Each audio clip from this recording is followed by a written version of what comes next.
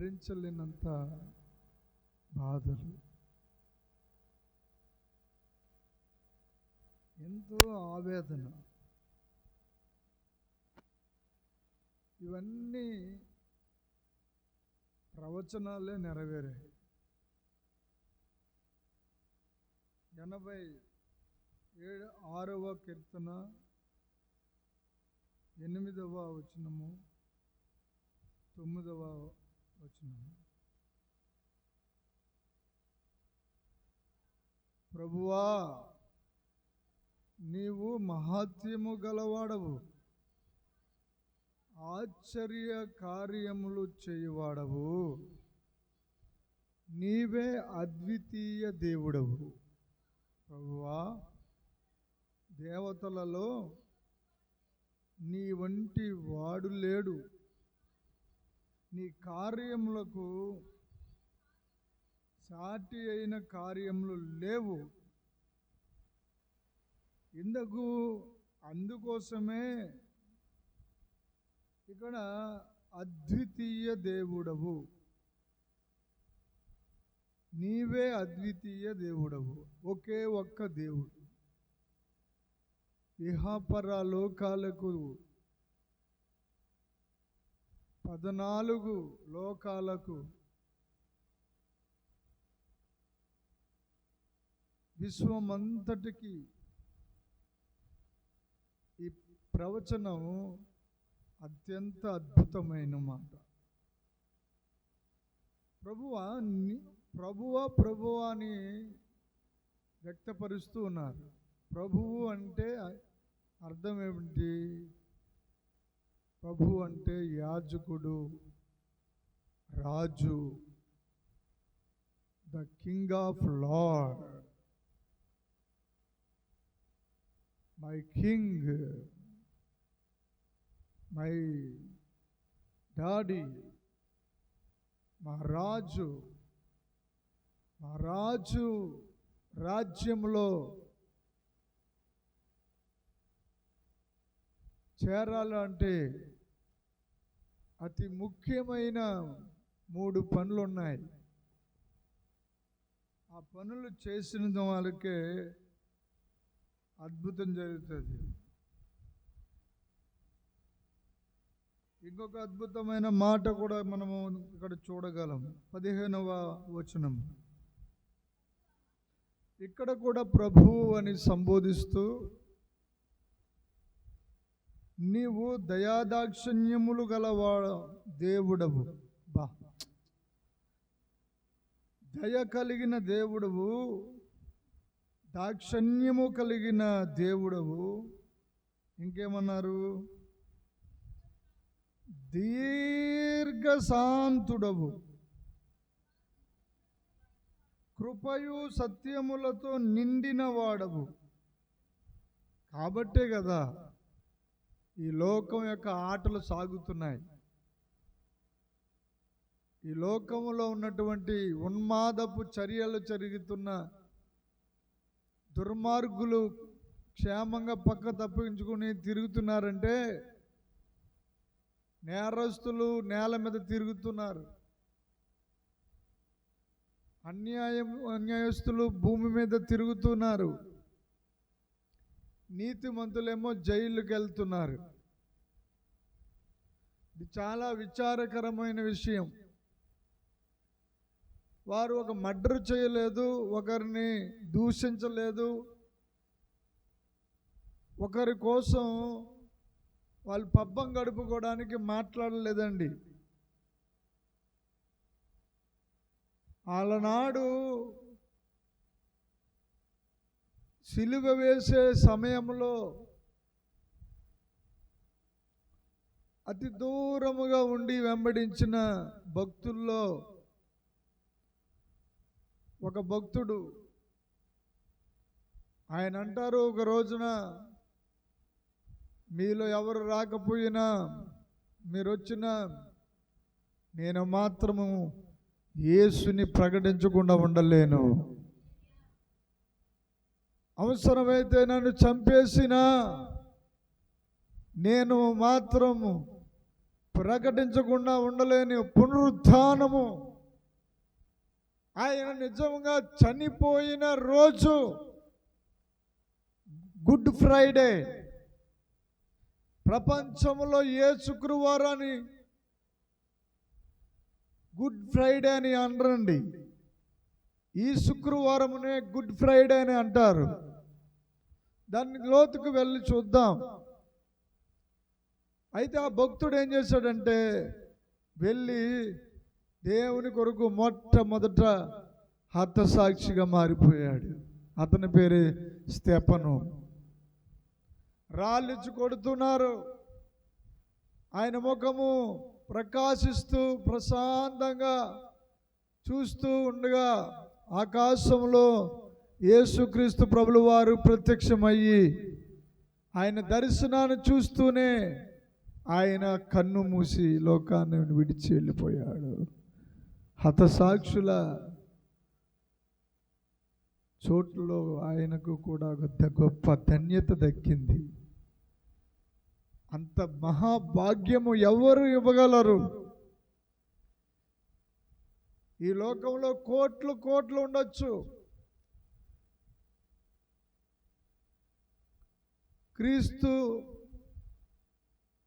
శేషులు, కీర్తి శేషులు, ప్రవీణ్ ప్రగడాల వారు కూడా హతసాక్షుల వరుసలో ఆయన వెళ్ళిపోయారు.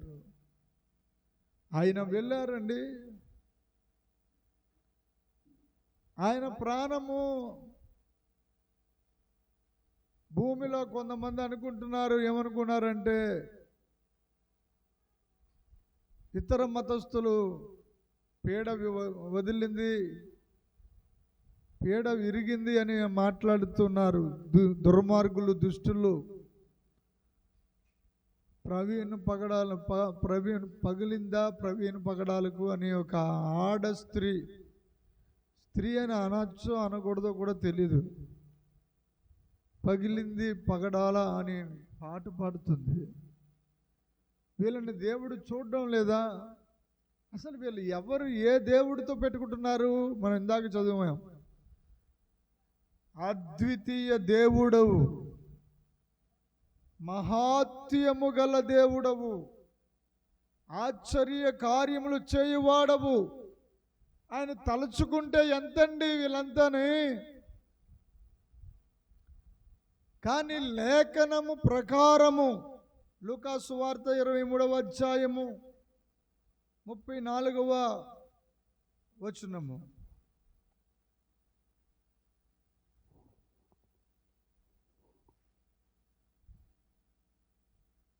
త్వరగా మనం టైం పాటించాలి.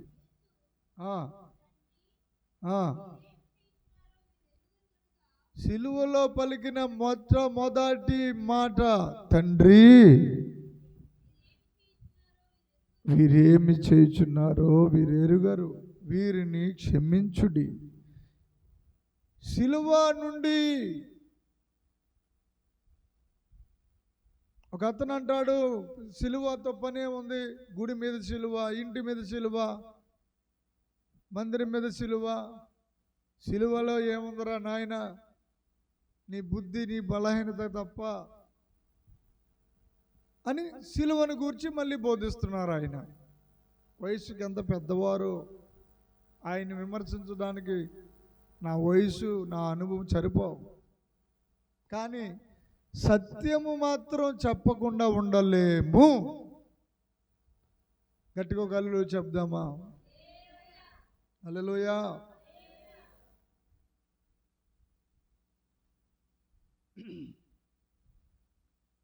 ఒకటవ యోహాను 15వ అధ్యాయము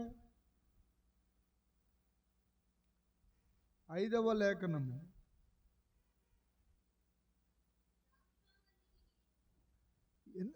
ద్రాక్షవల్లిని నేనే, ఏమండి తీగలు మీరు. అంటే ఇక్కడ ఒక సత్యము మనకు చెప్తున్నారు. ఆయనే ఈ హెచ్చరిక ఇచ్చారు, యేసు ప్రభువారే. ఎవడు ఎవరు నా యందు నిలిచి ఉండాలి. అలా నిలిచి ఎవరైతే ఉంటారో, నేను ఎవరి యందు నిలిచి ఉన్నానో ఉందునో వాడు బహుగా ఫలించును. చప్పట్లు కొట్టి దేవుని నామాన్ని మహిమపరచండి. బహుగా ఫలిస్తారు. ఆ బలి అలా జరుగుతూ ఉండగా లూకా సువార్త 17వ అధ్యాయం 34వ వచనం.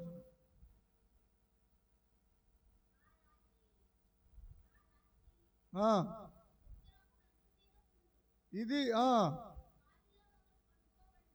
ఒకరు కొనుక్కోబడతారు. ఇంకా చెప్పమ్మా.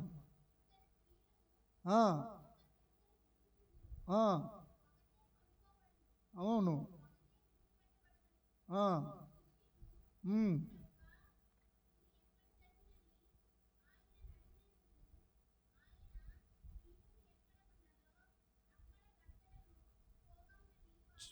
చూడండి, ఎక్కడైతే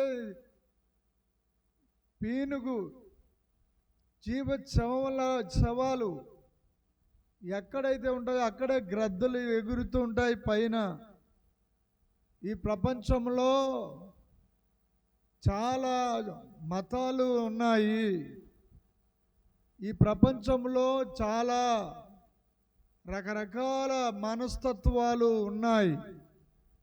అవన్నీ మనం వివరించుకోవాల్సిన అవసరం లేదు.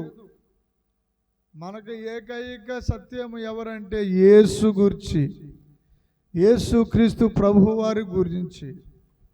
హల్లెలూయా. లూకా సువార్త 23వ అధ్యాయము 43వ వచనం కూడా చదువుదాం. అందుకు ఆయన, నేడు నీవు నాతో కూడా పారడైస్ పరదేశులో ఉంటావని నిశ్చయత. గట్టిగా గాలిలో చెప్దామా? హల్లెలూయా. నిత్యత్వము ఆయనతో ఉండిపోతావు, నాతో నువ్వు ఉంటావు. నేడే నాతో నువ్వు వస్తున్నావు. ఏంటి అక్కడ ఏం యజ్ఞం చేశారు ఆయన, ఏ బలిచ్చారు ఆయన? పరమ దుర్మార్గుడు. వాడు చేసిన పాపాలకి శిలువ మీద ఎముకలు ఇరిచేసి కట్టి భయంకరమైనటువంటి గాయాలతో బాధతో ఉన్నాడు. ఓ పక్కోడు అంటాడు, నువ్వు దేవుడు నజరేయుడైన యేసువే అయితే, నువ్వు ఆ దేవుడు పంపిన కుమారుడు అయితే నువ్వు రక్షించుకుని నన్ను రక్షించలేవా?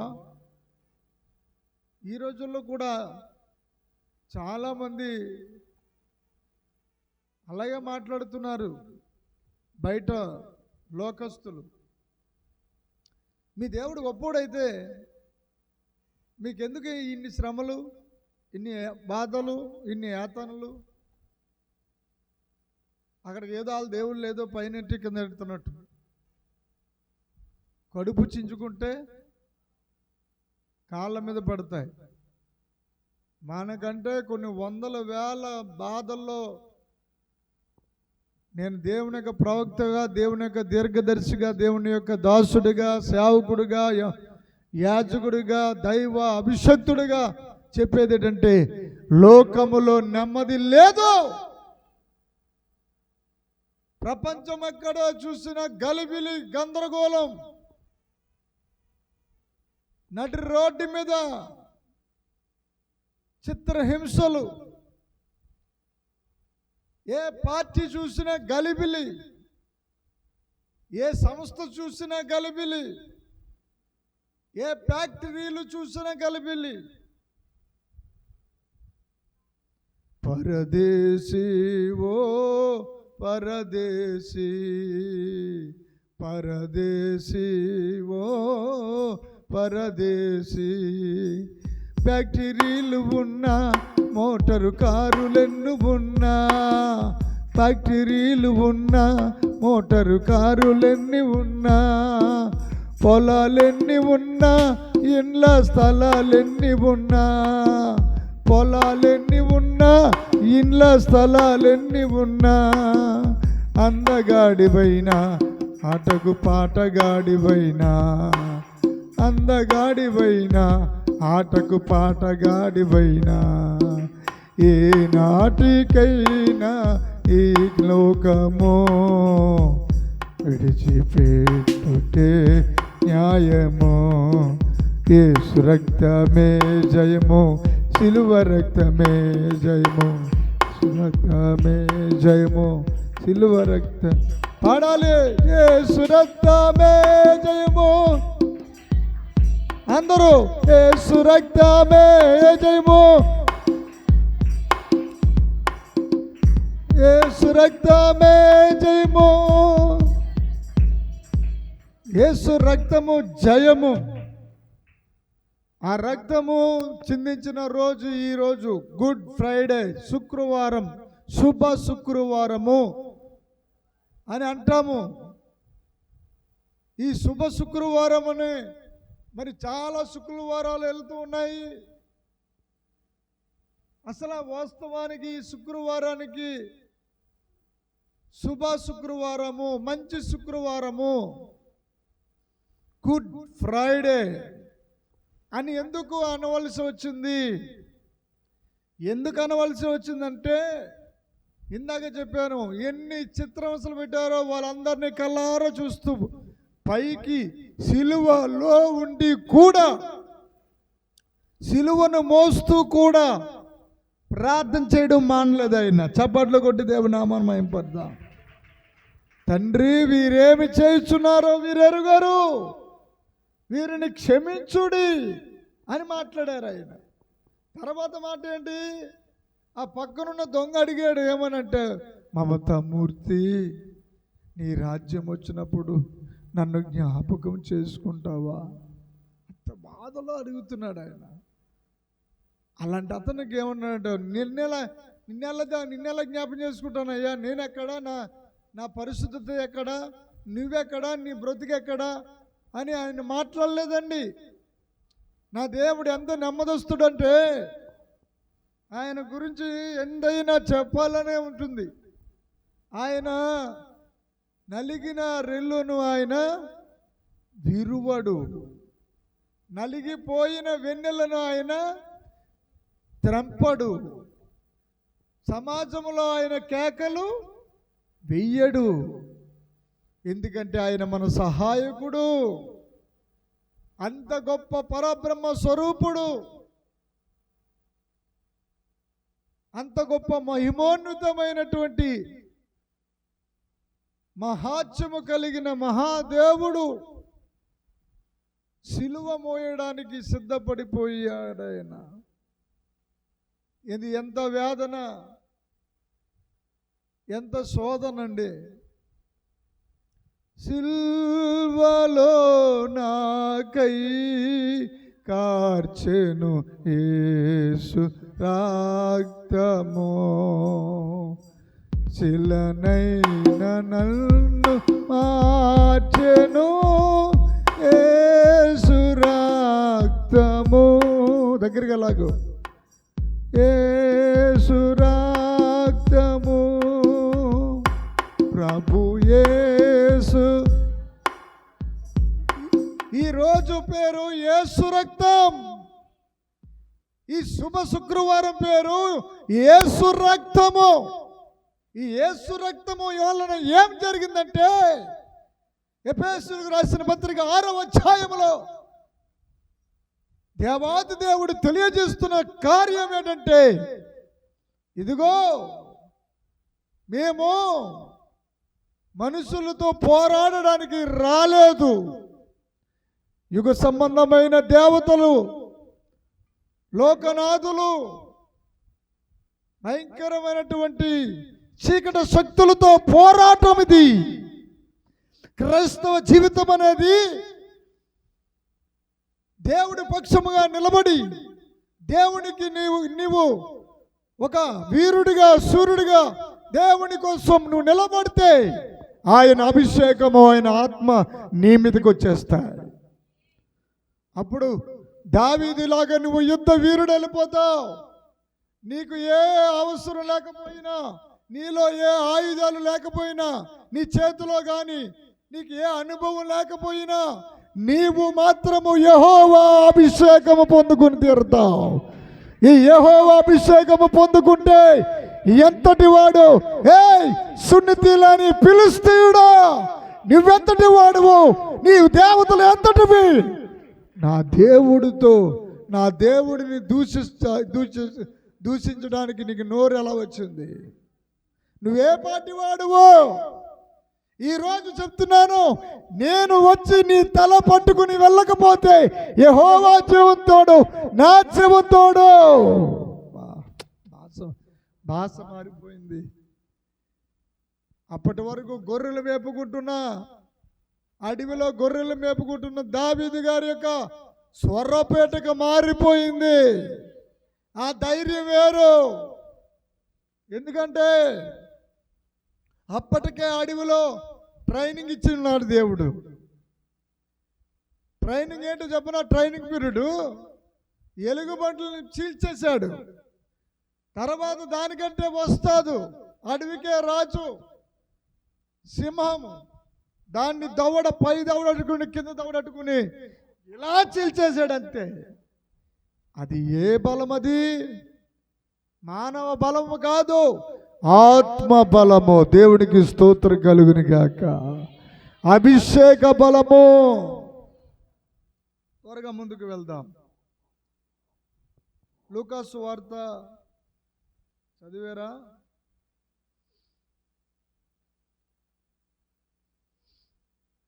ఇరవై 43 చదివారు. తర్వాత లూకాసు వార్త, యోహాను సువార్త 19:26.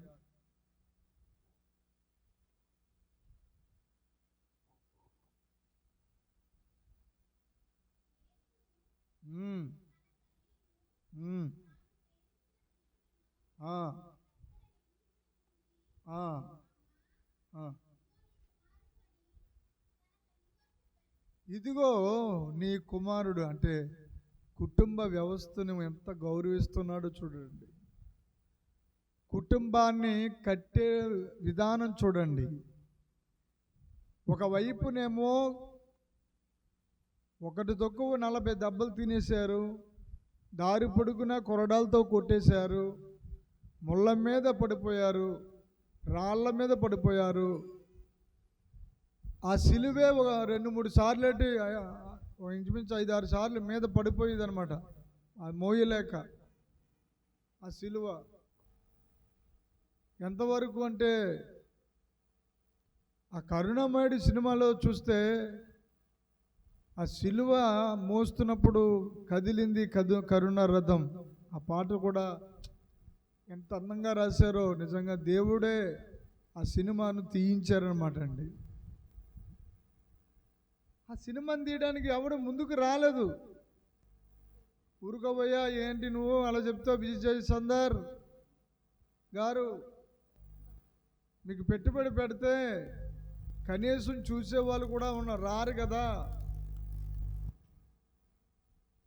మన భారతదేశంలో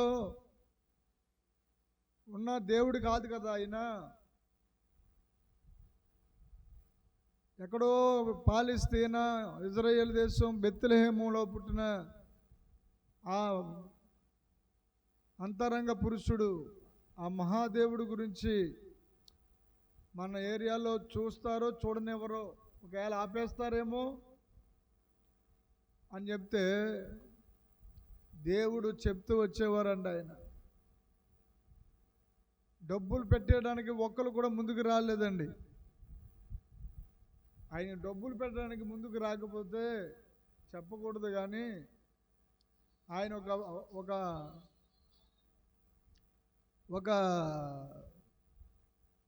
పని చేసేవారు. ఆ పని ద్వారా డబ్బులు వస్తే అప్పుడు ఎప్పుడు డబ్బులు వస్తే అప్పుడు తీస్తూ ఉండేవారు. అలాగా 3-4 విడతలుగా తీశారు కరుణామయుడి సినిమా. అప్పుడు కొన్నారు ఏంటంటే, కొన్ని థియేటర్లు 2-3 థియేటర్లు ఫస్ట్ రాలేదు, ఆడడానికి ముందుకి సహకరించలేదు. కానీ తర్వాత ఇద్దరు ముగ్గురు పోనీలే చూద్దాం, వేసి చూద్దాం అని చెప్పి ఆ సినిమా కరుణామయుడు సినిమా రిలీజ్ చేశారు. కరుణామయుడు సినిమా రిలీజ్ అయిన తర్వాత హిట్ అన్నారు, సూపర్ హిట్ అయిపోయింది అన్నారు. ఇంకా డబ్బులు లాభం రావడం మొదలయ్యాయి. ఆ కరుణామయుడు సినిమా మా సినిమా హాల్ కావాలి, మాకు కావాలి. చివరికి ప్రపంచంలో ఉన్న భాషలన్నిటిలో ఆ సినిమా కరుణామయుడు సినిమా హిట్ అయింది. ఆ సినిమాను అనేక భాషలకు తర్జుమా చేశారు. కొట్టండి చప్పట్లు. తర్జుమా జరిగింది. ఆ సినిమాకు వచ్చినంత వరల్డ్ రికార్డు ఏ సినిమాకి లేదు, రాదు కూడా ఇప్పటికి కూడా. ప్రపంచంలో ఎక్కువ గిన్నిస్ బుక్ రికార్డులు సాధించిన గ్రంథం ఏదంటే పరిశుద్ధ బైబిల్ గ్రంథం. ఎప్పుడు గిన్నిస్ బుక్ రికార్డే. అతి ఎక్కువగా అమ్ముడిపోతున్న గ్రంథం ఏదనంటే భూమి మీద పరిశుద్ధ బైబిల్ గ్రంథం. చప్పట్లు కొట్టి హల్లెలూయా, హల్లెలూయా చెప్పండి. గట్టిగా ఒక హల్లెలూయా చెప్పాలి. దేవునికి స్తోత్రం.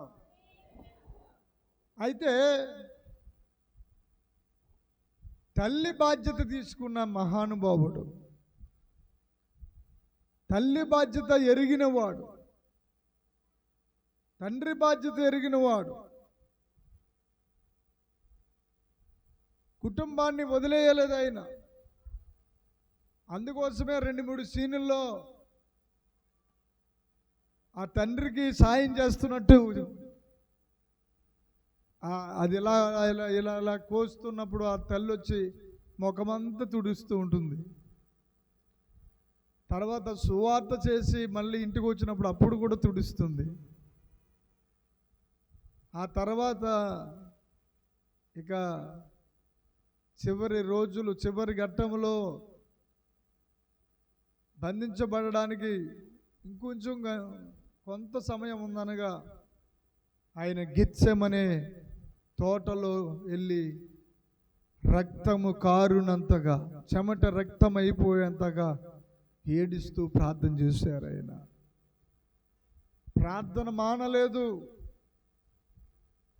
నువ్వు రాజువా అని అడిగినప్పుడు నీవన్నట్టే అన్నాడు. చదవండి లూకా సువార్త 19:17. లేవియ కాండం, క్షమించండి, లేవియ కాండము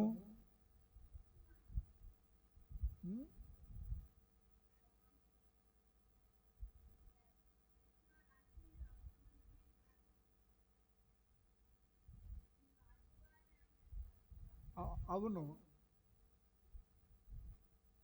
అంతకంటే ముందు లేవియ కాండం చూడండి 19:17.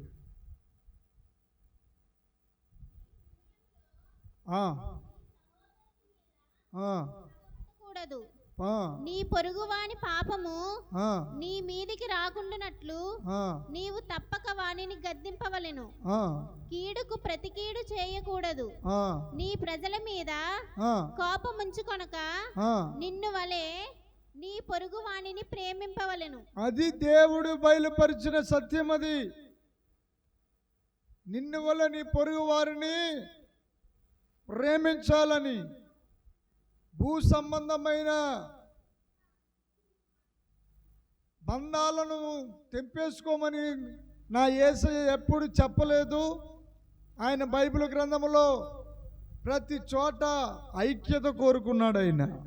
హల్లెలూయా. ఈ సమయంలో యేసు ప్రభువారు ఏం చెప్తున్నారు?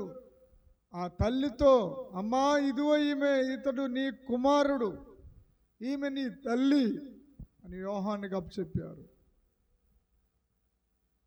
తర్వాత మత్తయి శుభవార్త, మార్కు సువార్త 15వ అధ్యాయము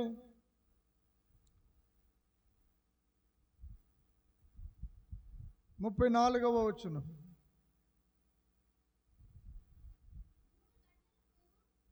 మూడు గంటలకు యేసు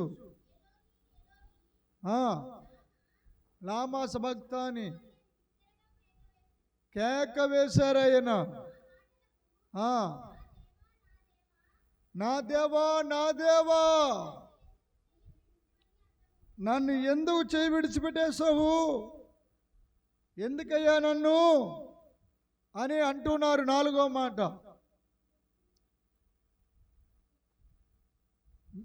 ఇదే మాట కీర్తన 22వ కీర్తన 1వ వచనం చదవండి.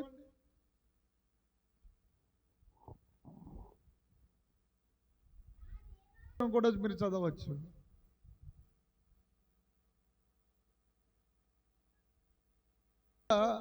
ఇక్కడ కూడా వ్రాయబడి ఉంది,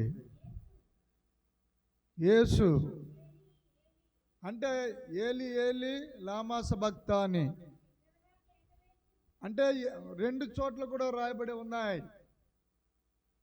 ఇది ఏంటంటే ప్రార్థన. దేవుడు కుమారుడిగా భూమి మీద ఉన్నప్పుడు కూడా శిలువ శ్రమల మధ్యలో, బాధల మధ్యలో ఎవరైనా మాట్లాడతారండి? ఆయన డిస్టర్బ్ చేయకండి, ఆయన చాలా బాధలో ఉన్నాడు, వాళ్ళు దెబ్బతిని ఉన్నారు, వాళ్ళు గాయపరచబడి ఉన్నారు, వాళ్ళు చాలా కృంగిపోయి ఉన్నారు, బాధతోటి సతమతమైపోయి ఉన్నారు. మళ్ళీ అదే టైంలో ఎలా మాట్లాడాలనిపిస్తుందయ్యా నీకు అని అంటారండి ఈ లోకరీతిగా? ఏమంటారా? అంటారా? కానీ అంత బాధలో కూడా సిలువ మీద ఉండి, ఒక పక్కన సిలువ మీద మీరు ఒకసారి ఊహించుకోవాలి, సిలువ మీద చేతులు 2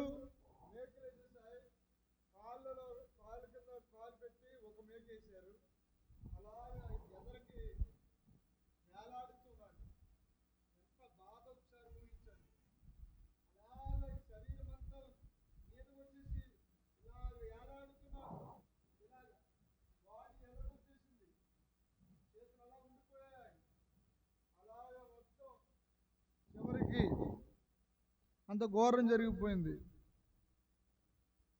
ఎందుకు ఈ ఘోరం జరిగిందంటే కీర్తన గ్రంథము 69, 21, 22 వచనం చదవండి.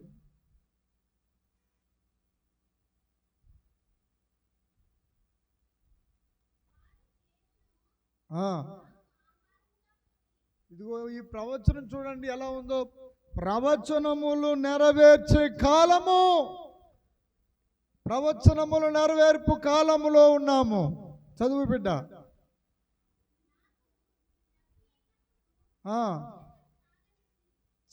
చిరకను ఇది ఇది ఇది కూడా జరిగింది.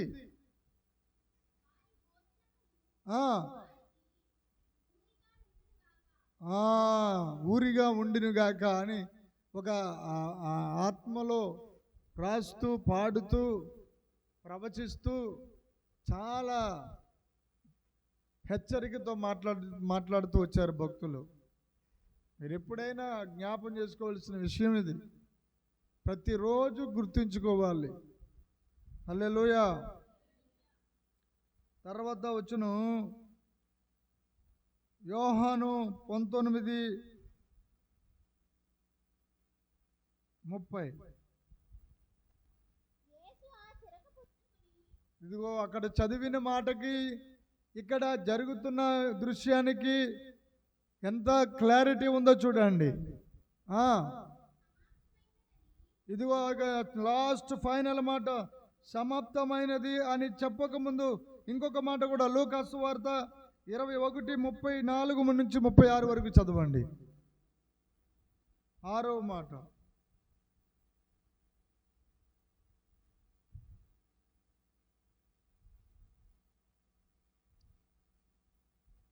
లూకా 21:34 నుండి 36 వరకు బిడ్లారా చదువు సహకరించు. మీ హృదయములు ఒకవేళ తిండి వలన, మత్తు వలన, ఐహిక విచారాలు, మందముగా ఉండినందున ఆ దినము అకస్మాత్తుగా ఉర్రి వచ్చినట్లుగా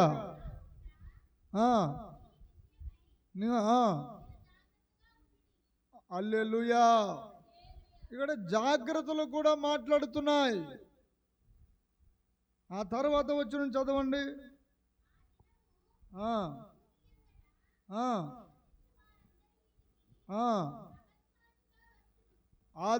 అకస్మాత్తుగా మరలా రెండవ రాకడికి సంబంధించిన సూచనలు కూడా పలుకుతున్నారు ఆయన. ప్రియ దేవుని బిడ్డలారా, ఎంత విషయమో చూడండి. హల్లెలూయా. గట్టుకోగలలో చెప్పండి. అంటే యేసు ప్రభు వారిలో మనం ఏం చూసాము? ఒకటి, ప్రార్థనా జీవితం చూసాం. రెండవది క్షమించుట. మూడవది బాధ్యత అప్పగించుట. నాలుగవది దేవుడికి మళ్ళీ ప్రార్థన చేస్తున్నారు. ఐదవది చెప్పాలి, ప్రవచనాల నెరవేర్పులో దాహము, చిరక అంటే ఇవ్వడం. ఇంకా చివరి మాట ఏంటి చెప్పండి? ఆ పక్కలో బల్లెంపోటు అదొక కారణం అయితే, అది చదువు చూడండి. బల్లెంపోటు అనేది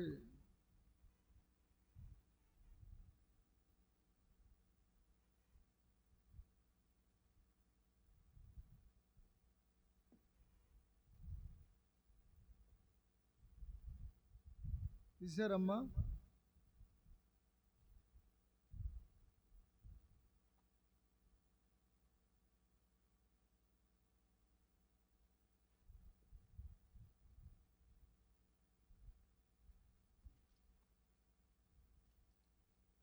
యోహాను సువార్త 1వ అధ్యాయము 17వ వచనం, 16వ వచనం కూడా చదవండి. యోహాను సువార్త 1.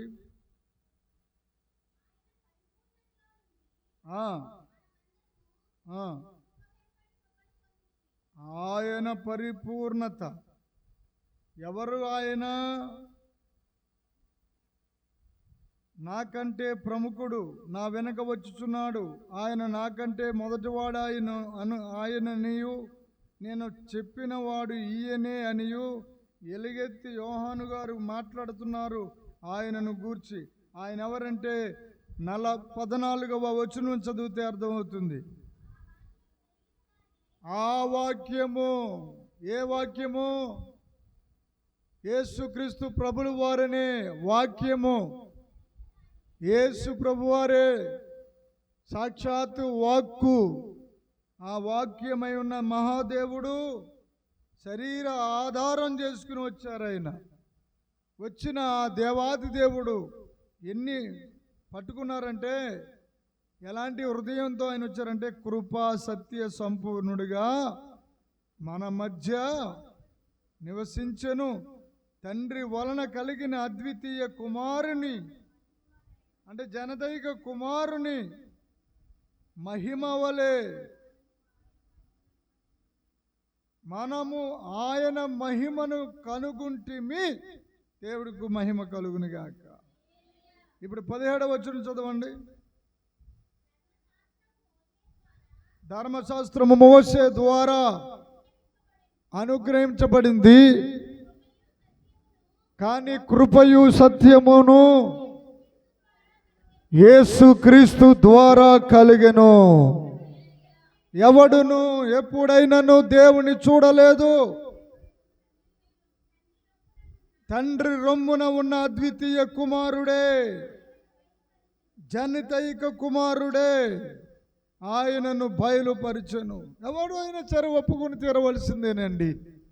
కలలో నాకు దేవుడు కనబడ్డాడు, పగలు దేవుడు కనబడ్డాడు అనంటే అది నమ్మచ్చు, తప్పకుండా నమ్మచ్చు. కానీ వాస్తవానికి మోసే గారే నేను చూడాలి మిమ్మల్ని ఎలా ఉంటారో అంటే, చూస్తే చచ్చిపోతావురా నాయన, వద్దురా నన్ను చూస్తానంటావేంటి అని, కుదరదు మిమ్మల్ని చూడాలి.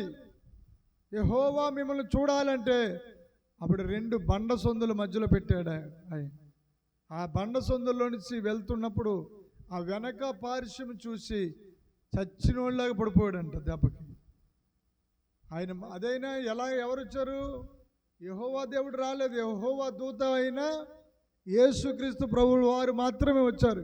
ఇప్పటి వరకు భూమి మీదకి యెహోవా రాలేదు, యేసుక్రీస్తు ప్రభువు వారు వచ్చారు. తర్వాత ఆయన పంపిన పరిశుద్ధాత్మ దేవుడు ఉన్నారు. ఇప్పుడు యెహోవా మేఘారూరుడే యెహోవా యేసుక్రీస్తు ప్రభువు వారిని, ఆయన భక్తులను, దేవదూతల సమూహాన్ని ఏక మొత్తముగా పరలోక రాజ్యం, పరలోకమంతా భూమి మీదకి రాబోతూ ఉంది. కొట్టు చప్పట్లు. దేవుడి మాటలు దీవించి ఆశీర్వదించునుగాక. ఆమేన్. హల్లెలూయా. మరొక మాట, ఇర్మియా గ్రంథము 31వ అధ్యాయము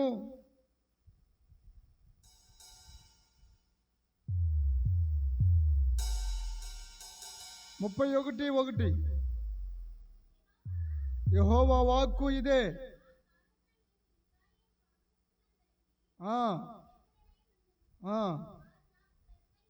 అప్పటి వరకు ఇదిగో ధర్మశాస్త్రము ప్రకారము చూస్తే ఇశ్రాయేలీయుల వంశస్థులందరూ అందరికీ నేను దేవుడినై ఉన్నాను, వారు నాకు జనులై ఉన్నారు.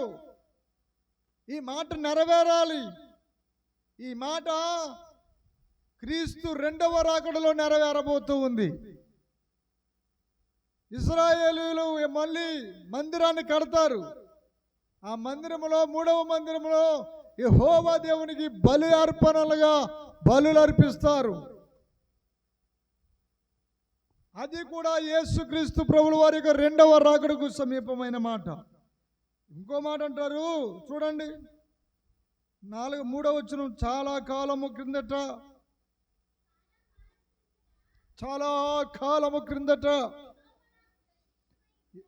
యెహోవా నాకు ప్రత్యక్షమై ఇట్లా నేను శాశ్వతమైన ప్రేమతో నేను నిన్ను ప్రేమిస్తున్నాను.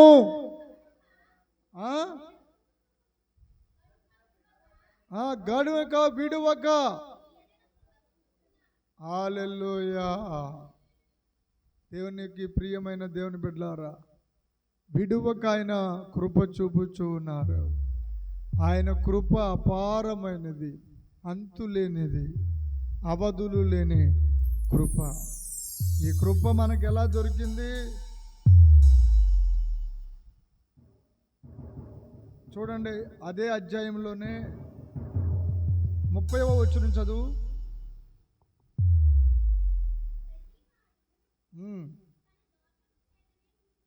ఏమండో, ప్రతి ఒక్కరునంట దోషం వలన, పాపం సంగతి పక్కన పెట్టు, రోజు ఏదో ఒక దోషం మనం చేస్తూనే ఉంటాం.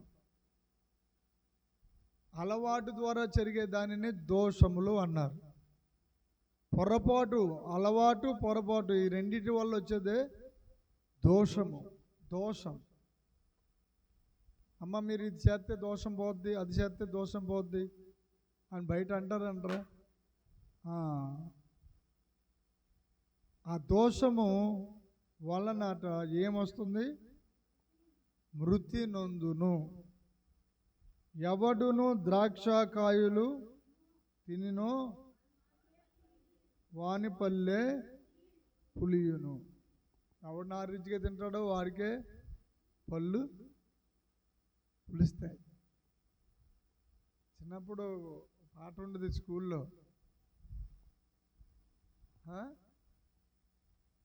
బొబ్బ నారింజకాయ అండ్ తొనలన్నీ తీయ నోట్లో పెట్టుకుంటే ఒళ్ళన్నీ తినను, నారింజకాయ తినను, నిన్ను చూడగానే నా నోరు ఊరును. తీరా చూసేది ఆ నారింజకాయ తులిచి నోట్లో పెట్టుకుని అది నక్కగానే చాలా ఇది అయిపోతూ ఉంటుంది. అవునా అవునా బాబు? అంత పుల్లగా ఉంటుందంట దోషము, ప్రమాదం. మరి ఆ అధ్యాయంలోనే మళ్ళీ దేవుడు ఎంత గొప్పడు చూడు. పొద్దున్నేమో కోప్పడ్డాడు,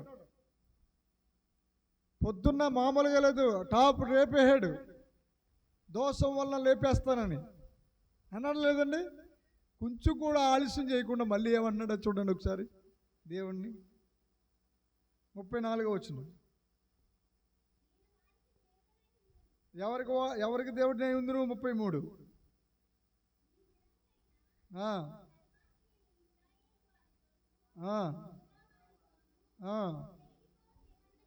ఏటి బాబా నిబంధన?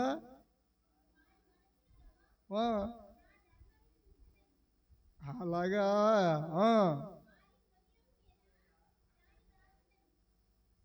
అయితే ఆ పని కూడా నువ్వే చేస్తావు అన్నమాట. ఆహా, దేవునికి స్తోత్రం. ఆయన వాక్యేటంట ఇంకా పట్టించుకున్నాడా? ఇంకెంతలా పట్టించుకున్నాడో చూడు ఒకసారి చదువమ్మ పూర్తిగా.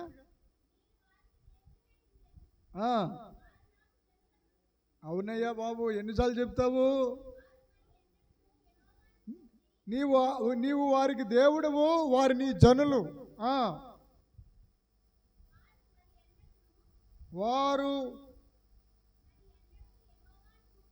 యెహోవాను గూర్చి బోధనందుదము అని తన పొరుగు వారికి కానీ తన సహోదరునికి కానీ ఉపదేశం చెయ్యరు. ఇప్పుడు పెన్నతో అండర్లైన్ చేసుకోండి అది.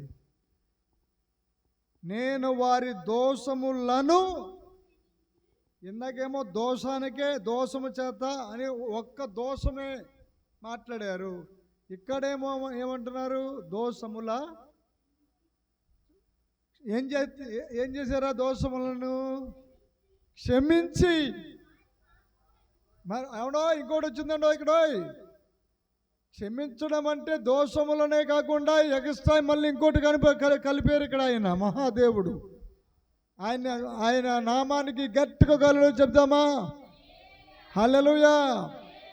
ఎంతో ప్రేమ, ఎంత ప్రేమ యేసయ్యకు, ఘనమైన ప్రేమ. క్షమించి, ఆ క్షమించనే మాటను రౌండ్ చేసుకోండి. వారి పాపములను. అది దేవుడంటే అది. హల్లెలూయా. ఈ లోకంలో చాలా మంది మాట్లాడతారు, యుద్ధం చేస్తే వీరుడు అంటారు, యుద్ధం ఆపితే దేవుడు అంటారు. యుద్ధాన్ని ఆపడానికి దిగి వచ్చిన మహాతండ్రి నజరేయుడైన యేసుక్రీస్తు ప్రభుల వారు ఏమంటున్నారు తెలుసా?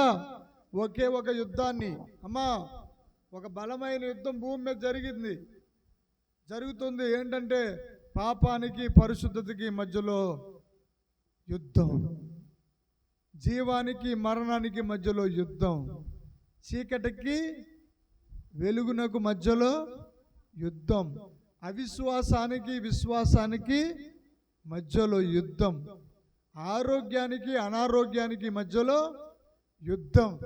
ఈ యుద్ధం అంతటికి ఫుల్ స్టాప్ పెట్టేది ఎవరంటే, ఇక ఎన్నటికి నీ పాపములు, నీ దోషములు క్షమించేసి ఇక ఎన్నడూను జ్ఞాపకము చేసి కోనను. కొట్టు చప్పట్లు. ఎంత గొప్ప మహాత్మకుని మహాదేవుడు అండి.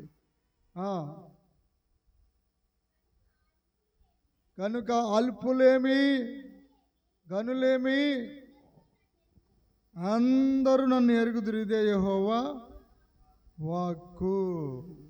దేవుడిన ఈ మాటలు దీవించి ఆశీర్వదించునుగాక. ఆమేన్. ప్రార్థన చేసుకుందాం. చివరిగా హెబ్రీ 10:16.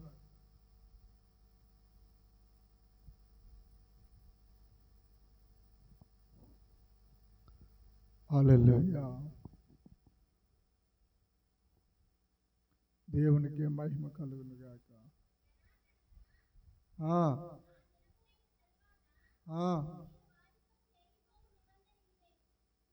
నిబంధన చేసే దినం ఇదే.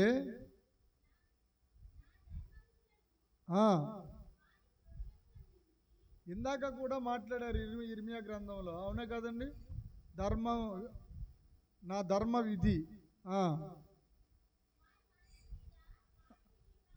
వ్రాస్తాను చెప్పిన తర్వాత వారి పాపాలను, వారి బాగా వినాలి, వారి అక్రమములను ఇకను ఎన్నటి, అక్కడేమో పాపాలన్నారు, దోషాలన్నారు, ఇక్కడేమంటున్నారంటే ఇంకోటి యాడ్ అయింది, అక్రమములను ఇకను ఎన్నటికి జ్ఞాపకము చేసుకొను అని ప్రభు చెప్పుచున్నాడు. ఇక్కడ ఒక సత్యాన్ని మీకు చెప్పాలి. మనము దేవుడేమో మహాదేవుడు ఎన్నటికి జ్ఞాపకం చేసుకొనను జ్ఞాపకానికి తెచ్చుకోను మీ అక్రమములను అని అంటున్నాడు. కానీ మనము మాత్రము ప్రతిరోజు జ్ఞాపకానికి తెచ్చుకోవాలి. ఎక్కడంటే యేసయ్య పాదాల దగ్గర. అటుకో కళ్ళులో చెప్పండి. మన దోషాలను మనం జ్ఞాపం చేసుకోవాలి, మన అతిక్రమములు మనము జ్ఞాపం చేసుకోవాలి. గడిచిన రోజు, ఈరోజు పోయిన రోజున ఏం చేశాను, ఈరోజు ఏం చేయబోతున్నాను అని మనం బేరేజ్ వేసుకుని విమర్శించుకోవాలి. ఎవరి దగ్గర అంటే ప్రార్థన అనే దేవుడి దగ్గర. చప్పట్లు కొడుతూ గట్టుకోగలరు చెప్పండి హల్లెలూయా. దేవుడి మాటలు బహు ఘనుడైన యేసయ్యకు మాత్రమే మహిమ, ఘనత, ప్రభావములు కలుగును గాక. ప్రార్థన చేయడం మానకూడదు. ప్రార్థించే ప్రజలే దేవుని ప్రజలు. ప్రార్థన ఎల్లప్పుడూ నువ్వు పాటలు పాడుతూ ఉండాలి దేవుడికి, ప్రార్థన చేస్తూ ఉండాలి దేవుడికి, ఉపవాసము కూడా చేస్తూ ఉండాలి దేవుడికి. అలాగా నువ్వు దేవుడిని అంటి పెట్టుకుని ఉంటే, ద్రాక్ష తీగ ద్రాక్ష వల్లికి అంటి పెట్టుకుని ఉంటే అది ఆటోమేటిక్గా గుత్తుల మీద గుత్తులు వేసేస్తుంది. కానీ ఆ ద్రాక్ష చెట్టు, ఆ ద్రాక్ష వల్లికి ఆ తీగ తెగిపోయిందనుకోండి, ఆ తీగ మాత్రమే ఎండిపోతుంది. అలాగే మన ప్రభు అయిన యేసుతో మనం అంటి కట్టబడి ఉండాలి. దేవుని వాక్యముతో అంటు కట్టబడి ఉండాలి. మన కన్నులు ఎప్పుడు కన్నీళ్లు కారుతూనే ఉండాలి. హల్లెలూయా. మరణాన్ని చూసి మానవుడు భయపడుతున్నాడు, కానీ దేవుడు ఆ మరణము దగ్గరికి వచ్చి ఏడ్చాడండి. లాజరు చనిపోతే లాజరు సమాధి దగ్గరికి వచ్చి మహాకాశాలు పట్టజాలిన మహాదేవుడు ఏడ్చి ప్రార్థన చేశాడు తండ్రికి. అలాగే నీ ప్రార్థనలో కూడా కన్నీరు రావాలి. అలాంటి ప్రార్థన మీ అందరికీ, మనందరికీ కలుగునుగాక. ఆమేన్. ప్రార్థన చేసుకుందాం ప్రియులారా. అందరూ ప్రార్థన చేసుకునే ముందు కానుకలు సమర్పణ, కానుకలు పట్టండి. దేవతలో ఆయన లేరు ప్రభువా, నీ వంటి వారెవరు లేరు నాయనా. మహాదేవ